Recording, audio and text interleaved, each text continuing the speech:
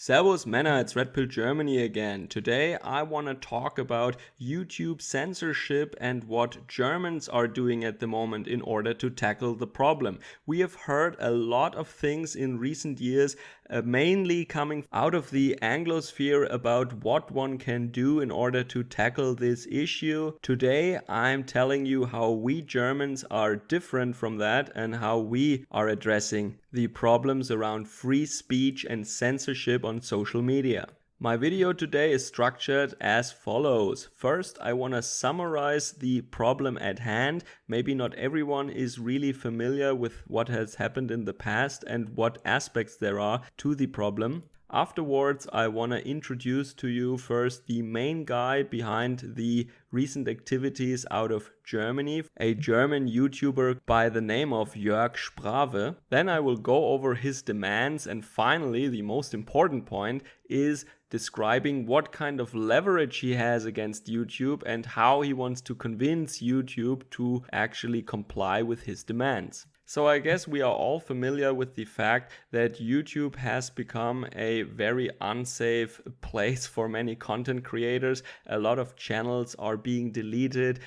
Also, individual videos are demonetized or deleted. So one never really knows what will happen next. The community guidelines and also the algorithms that are enforcing these rules and guidelines are always changing, and content creators do not really have any transparency. They don't even know why their videos are being deleted or what they did wrong. Then on top of that, especially because of the upcoming presidential elections next year in the United States, major social media outlets have declared that they actively want to fight against Donald Trump and prevent his re-election by using the power that they have. So I think the problem started when the legacy media noticed that they are no longer the number one, that some individual YouTubers even have more views than they have. It became a problem for them. So this is when they started accusing content creators and by association also social media platforms to be responsible for the spreading of odious opinions and harmful content, when they themselves actually report about the most horrific incidents and also spread a fair amount of lies and false information. And they still have advertisers, of course, and no one cares. Then social media corporations tried their best to oppress quote-unquote harmful opinions so that they don't give more ammunition to the legacy media and their political allies. Because of course, big government and politicians and large corporations, they love a media that is centralized with the old gatekeepers in power, because then you have just to bribe a handful of people. You cannot really manipulate and bribe this swarm of independent content creators and voices online. Now, I have heard about many things that were being discussed that one could do. First of all, one can play the angle of liability. One can force these social media corporations to choose whether or not they want to be an open, free platform, like a telephone provider, a telephone company, for example, or they want to be publishers where they have editorial boards and editors that choose what content is being published and what is being rejected. The idea behind that is quite simply, if someone makes a threat, let's say, I will punch you in the face, via a telephone, that is illegal. You are not allowed to make threats like that to any person. But nobody would actually sue the telephone company because the threat was made via a phone, because the telephone company doesn't filter the content, they don't control the content, they are a platform. On the other hand, if a newspaper has a guest columnist maybe, and this person in his column makes a threat to a person and the newspaper decides to publish it nonetheless, they can actually be liable because they are publishers and they have an editorial function. So at the moment, social media corporations, they want to have it both ways. On the one hand,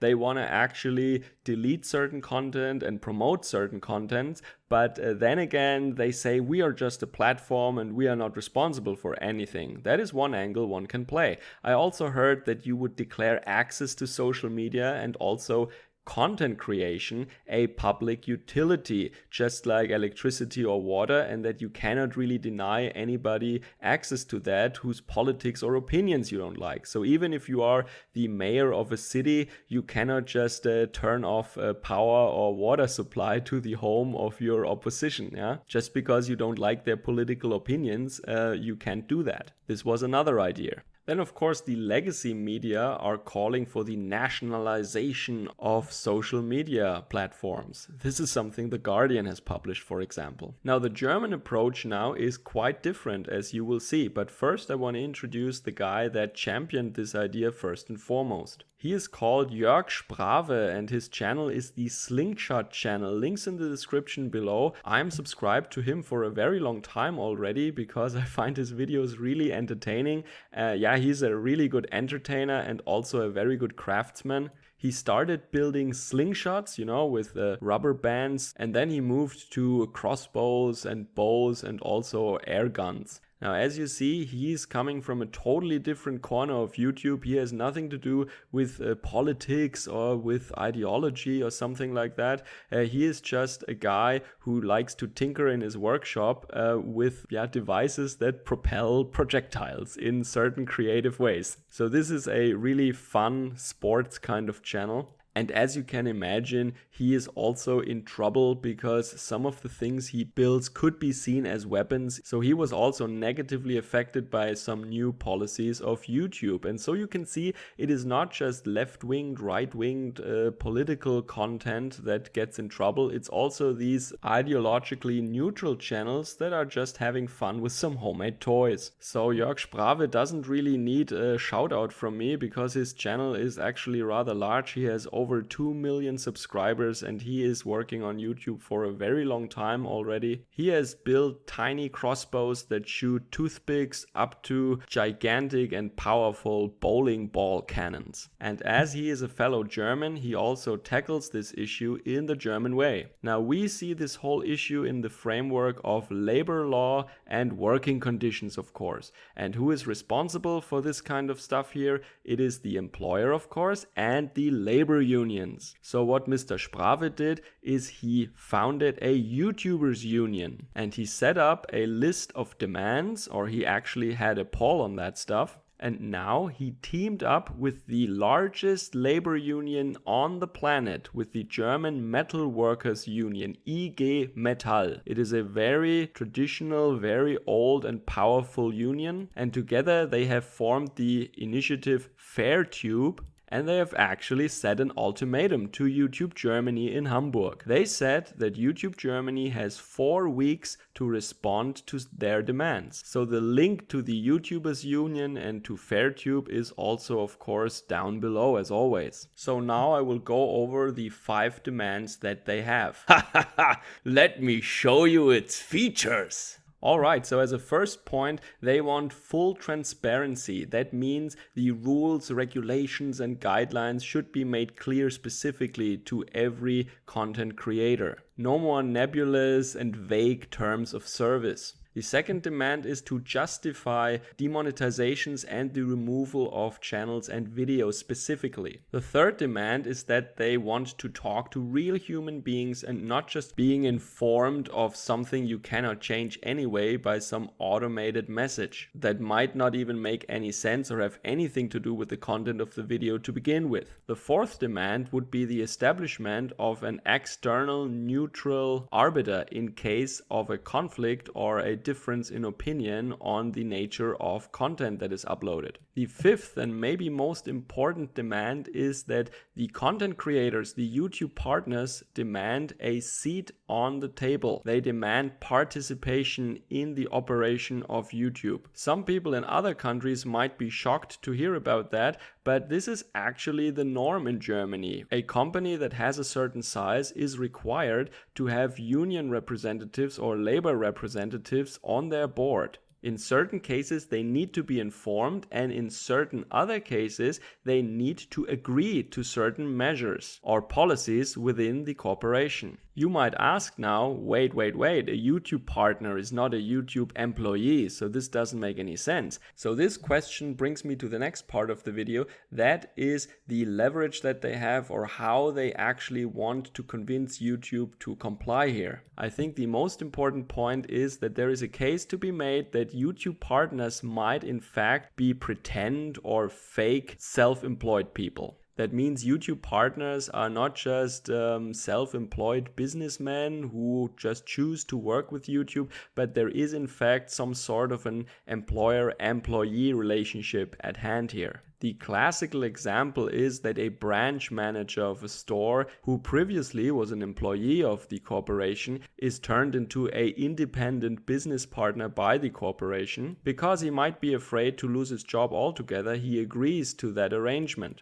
The company now saves all the vacation days and all the social security payments, and they have to pay much less for the same labor basically. The independent partner, who still has no entrepreneurial freedom whatsoever because he still just sells the same merchandise coming from the headquarters at set prices, is now much worse off than he previously was as an employee. And this is important now, he has no entrepreneurial freedom.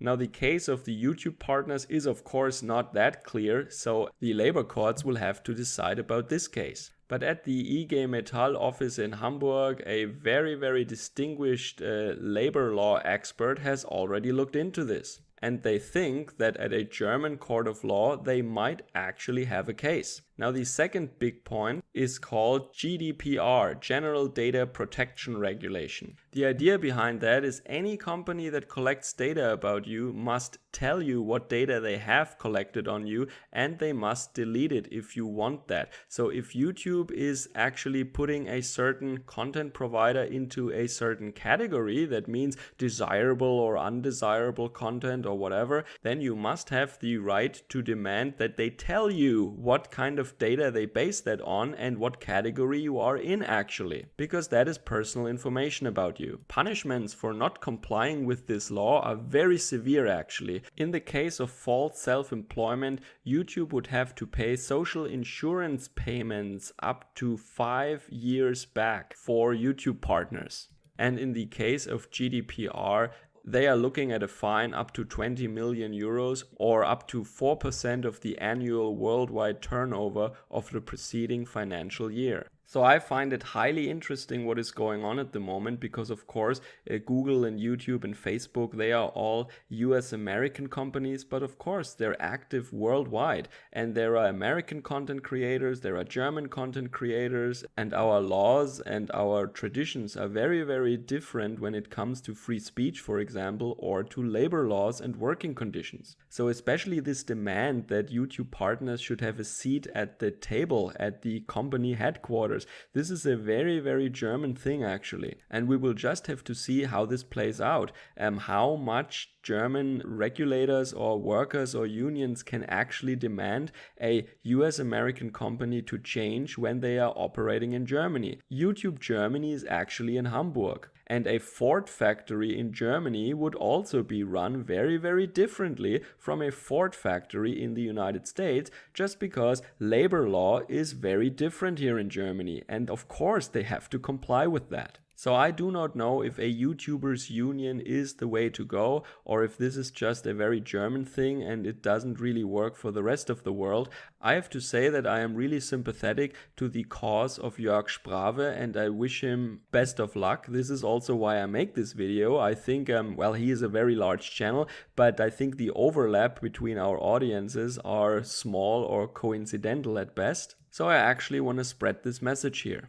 The links to videos where Jörg is explaining all these things in German and in English in a very comprehensive way are of course down below as always. Now, just as a final word, if you think that these unions are a bunch of amateurs and they just are playing around, then you are very much mistaken. If these unions want to, they could actually stop the production of BMW and Daimler within a week. They are extremely powerful and they are extremely experienced when dealing with these things. And they are not only representing metal workers who are working in traditional factory jobs, they are also now representing crowd workers. And this is actually what YouTube partners or content creators actually are, I guess. So while people might have disregarded this newly founded YouTubers union, they cannot really laugh about the IG Metall, I guess. And the fact that the YouTubers union has now teamed up with the IG Metall